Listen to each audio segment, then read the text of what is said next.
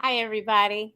This is Steph, the educator, and welcome to the Essential Pedagogy podcast, where I try to help people on the inside of education and people on the outside of education build more compassion for one another. And don't we need it? With all the things that's happening in our culture today and in society today, we need more compassion. I started this podcast as basically just a ministry to help educate people to the insides of what's going on in education. And it is summertime. You see my little ruffly sleeve here? I'm kind of like, ooh, it's summer. I want to talk to you, though, about a topic that came to me because I had a family crisis um, just last week. Um, we talked about this a little bit about, we had a two-part series about mental health and mental wellness and strong language and things like that in school. And what people are exposed to or children are exposed to that may I guess, nudge them into understanding or wanting to use strong language. I had a family crisis last week, and I just want to um, talk more about that because mental wellness is something that you can not make someone else have. Recently, I had a family member of mine to have a break to where they wanted to take their own lives, and they attempted that. And very close relative of mine, and I had to go back to where I grew up and deal with family members that I don't deal with on a regular basis. And this was very, very hard. I'm going to share some things with you guys, and it may give you a little peek about why I'm so passionate about education and how it can transform people. I am a child of a immigrant from Jamaica, uh, a mother who came to this country um, with big dreams, hopes, um, of becoming more than what she was in her home country. And she went to high school, came during her teenage years from Jamaica to New York, and had me at the age of 19. So my mother had me at the age of 19, and from what I know, she had me with her high school sweetheart, and um, things did not work out because the families, uh, his family, did not see my mother as good enough to continue a relationship with. So I was an innocent bystander in all this. I was just a baby or just really conceived and never met my father. Needless to say, my mother was not very educated. She did graduate from high school, so she was eligible to do trade school things. She went to Job Corps, and she moved to Oklahoma to go to Job Corps. And I stayed in New York for a little bit, and eventually she sent for me. and I moved to Oklahoma to be with my mother. And at that time, she had met another gentleman when she got settled. So that was some time, years on down the line, where she got married and married my stepfather.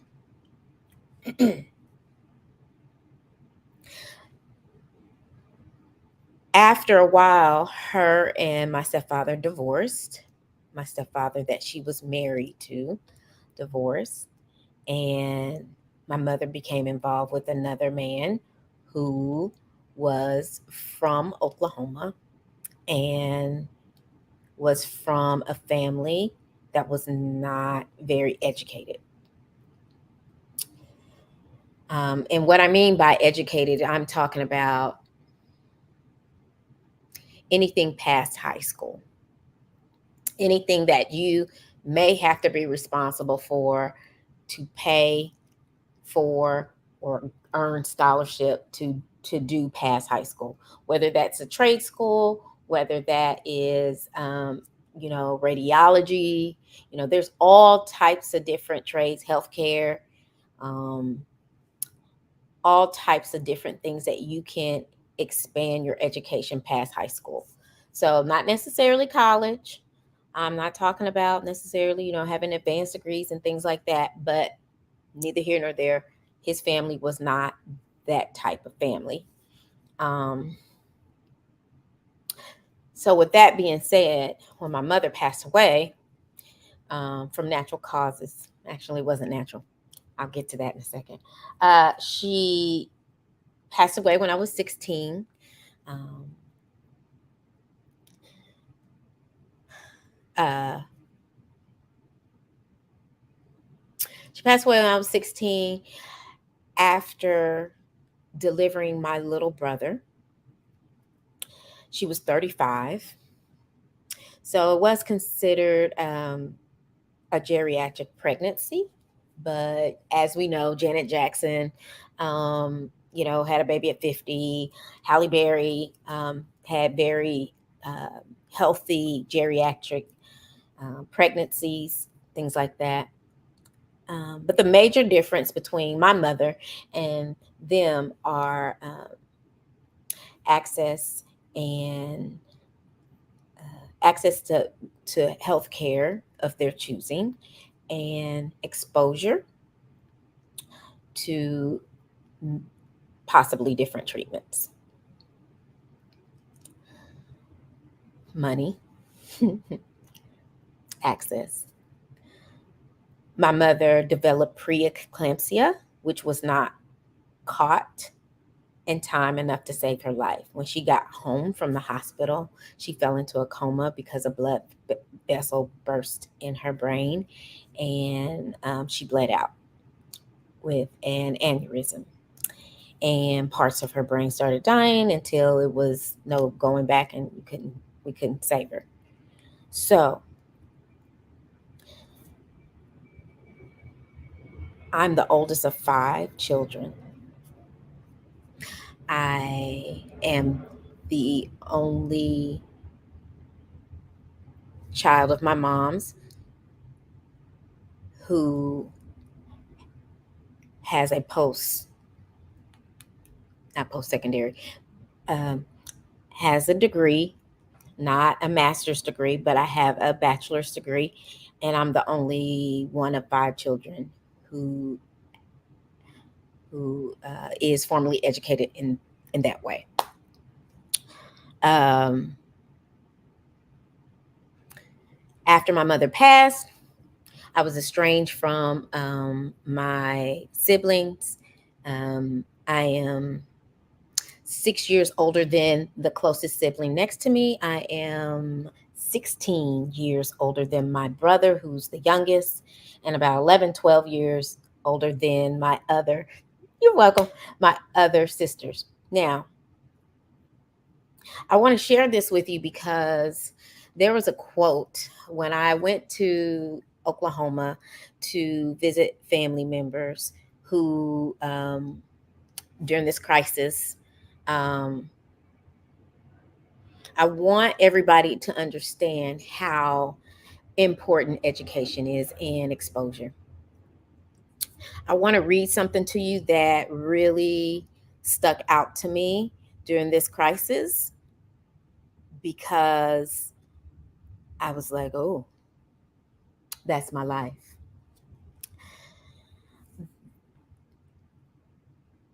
This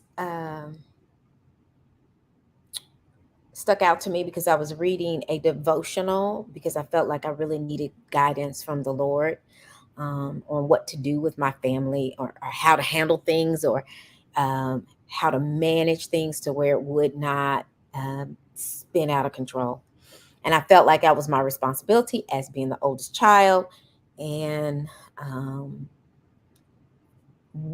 my being my intention, my intentions, and my continued actions in being a more effective communicator. I'll tell you why that's important soon, too. Um, I read, your life is going to cost you your old one. Your new life is going to cost you your old one. It's going to cost you your comfort zone and your sense of direction. It's going to cost you relationships and friends. It's going to cost you being liked and understood. It doesn't matter. The people who are meant for you are going to meet you on the other side. You're going to build a new comfort zone around the things that actually move you forward. Instead of being liked, you're going to be loved. Instead of being understood, you're going to be seen. All you're going to lose is what was built for the person you no longer are. This was, I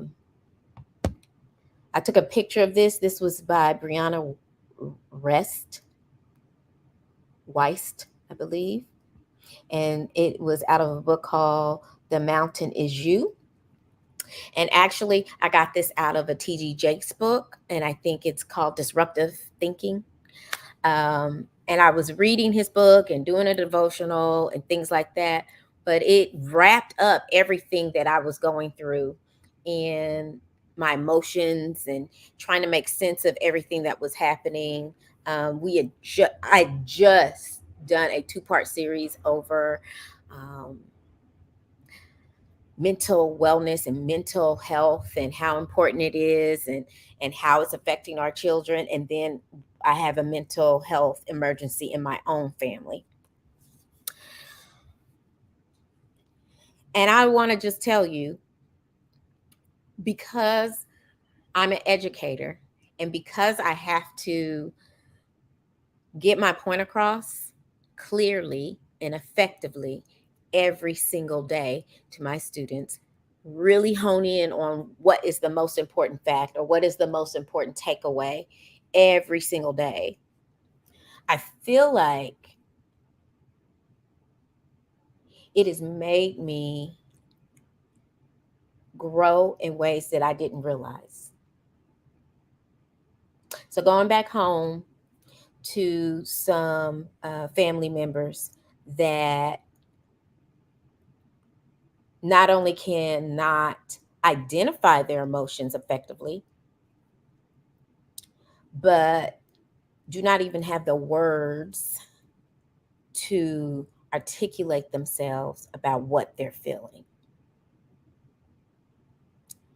And when people do not have words, are not equipped with words to completely express themselves to where they can be understood, there's a lot of room for misunderstanding. A lot. Even if you know somebody, there is a lot of room for misunderstanding. I've learned that I have grown as a person, as a communicator, because of my profession, one, but also because I have had personal counseling to work out my stuff.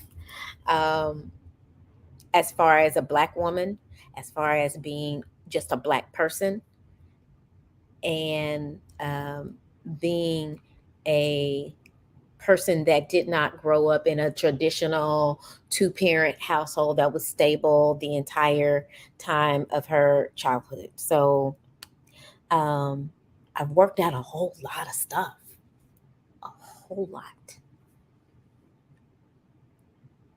I used to ask myself, why do I feel so lonely? Why do I feel so isolated?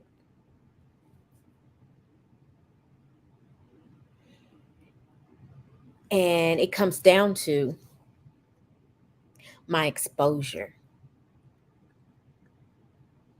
Going to school, reading books, uh, being exposed to people who may be smarter than you, who may have gone places you haven't gone, sitting, talking to them, being in company with other people who you would never have the opportunity to do so just staying in your own neighborhood.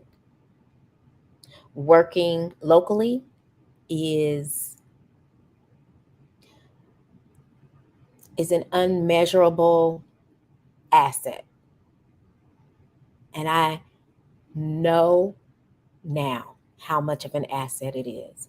I know now why my mother was so adamant that I go to school and do my best and go to college.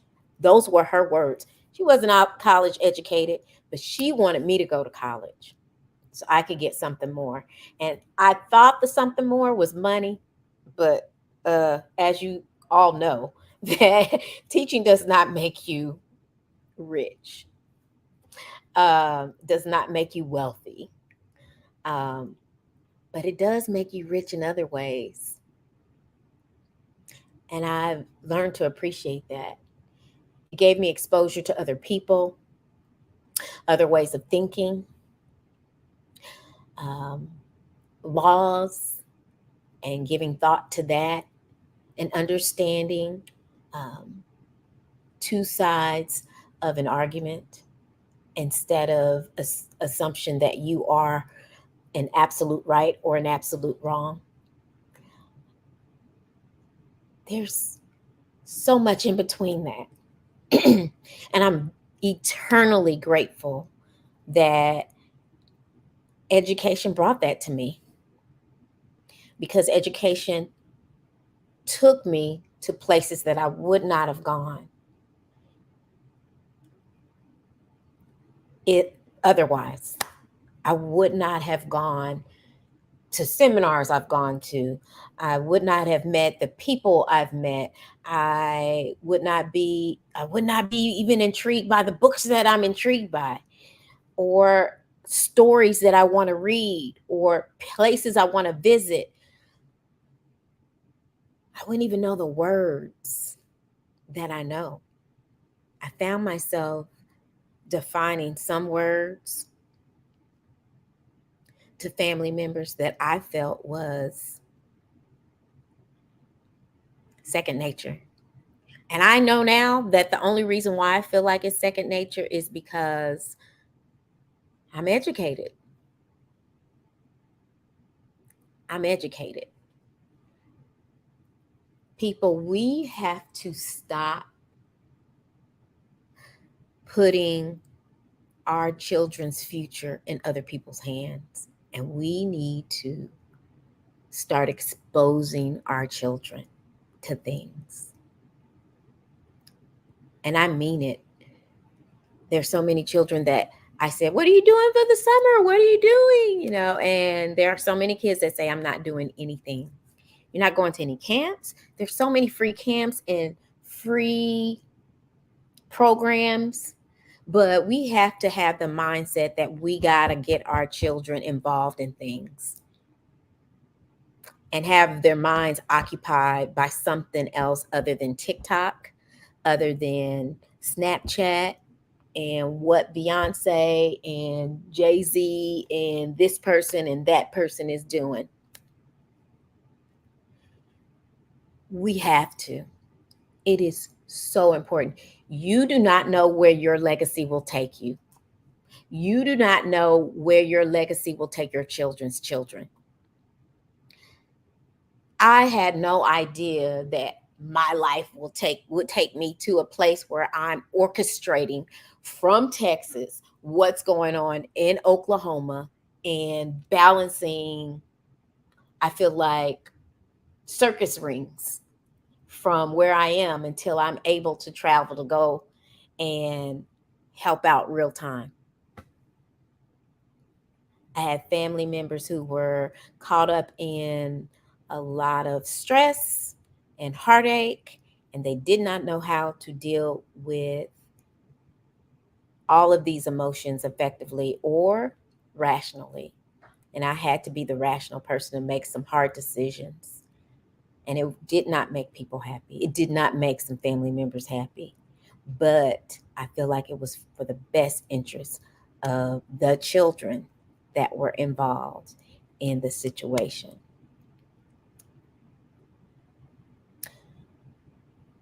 And I'm grateful. I'm grateful I've been exposed to the things that I've been exposed to. I'm grateful that I have had the experiences that I've had.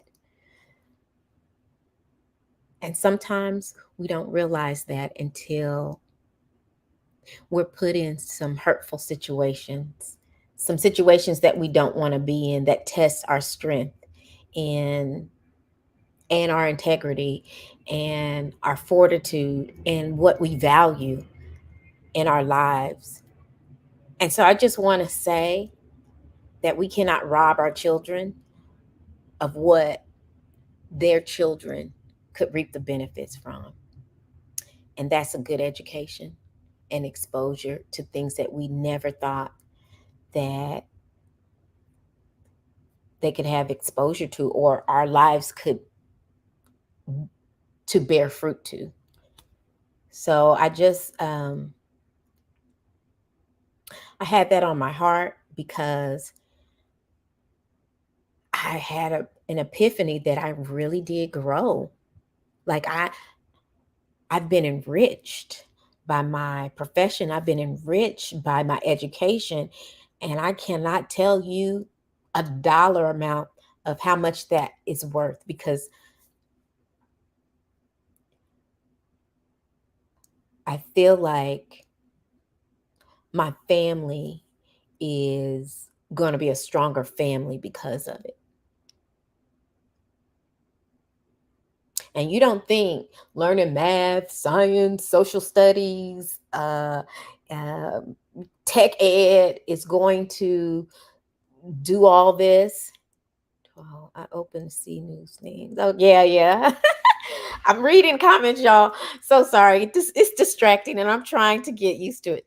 Um, you don't think it's going to enrich your life in a way where it's going to propel your family, but I'm telling you, it's like what the Bible says, your children's children will benefit. I'm thankful that before um, it gets too bad, I think about what my mother, her heart's desire was when she came to this country, and what she did not get to experience was her children's children. And that's what, no matter how hard it gets, no matter how frustrated I become, what keeps me going is that I want to be able to see and be a part of my children's lives. I want to see that. And no matter how bad it gets, no matter how much I feel like, oh my gosh, am I going to make it? How am I going to get through this? Uh, am I doing enough? I think about my children's children and how I don't mourn for myself when it comes to my mom as much as I used to. Not being here and passing away when I was young and everything. I mourn for my siblings who did not get to experience my mother like I did. I mourn for my children because I feel like they would have been very um, enriched by my mother's presence. But I also find a reason to rejoice because it gives me a spirit to fight and to keep fighting that good fight, to keep fighting that good fight for other people, to keep sharing what I have learned personally and what burns in my spirit. So I just wanted to share that with you. Exposure to new things and being educated is very important. How to get kids open to travel. Okay, well, I feel like how to get kids open to anything is by not giving them a choice. I'm just that kind of mama. Uh, my children wasn't big on eating broccoli until I cut out fries and I cut out McDonald's. So McDonald's is, and oh, I'm so sorry if McDonald's is listening. It's expensive, y'all, and it was expensive back when my children are 24 and 19, and McDonald's was expensive when they were in middle school and elementary. And I tell you, I said, well, Olive Garden and McDonald's kids meals are around the same price. I'm taking my children to Olive Garden where we can sit down and have real forks and spoons and things like that. So they didn't want to go to Olive Garden, but McDonald's wasn't an option. I took it off the table. I took off fries off the table. So when we had burgers, we had broccoli. I just took it off the table. So if you want to eat at my house, this is what you're eating. We didn't have regular milk. We didn't have pork. Just didn't. They had pork at their daddy's house. They probably had regular milk at their daddy's house, but not at my house. And so I just take certain things off the table and I'm like, you know what? Today we're going on a flight. And this is what we're going to do. Now, how do you feel about that? Are you nervous? Okay. Well, we're going to have an adventure together. And just had a conversation with my son because he's getting his doctoral degree in at Oklahoma City University. So proud of him. Um, and he just started, and we just talked about how him and I have gone on so many adventures. I have an electric car, and my first trip out of town was going to Oklahoma, taking him to an interview for his doctoral program. Um, and I didn't know where all the charging stations were, but it was an adventure. And so he's accustomed to going on adventures with his mom. And we just trust in God and just say, you know what? If we get stranded somewhere, we could always call somebody. And if we help each other out, you keep watch of the ways maps and I keep watch of the road and we're just gonna make it through. So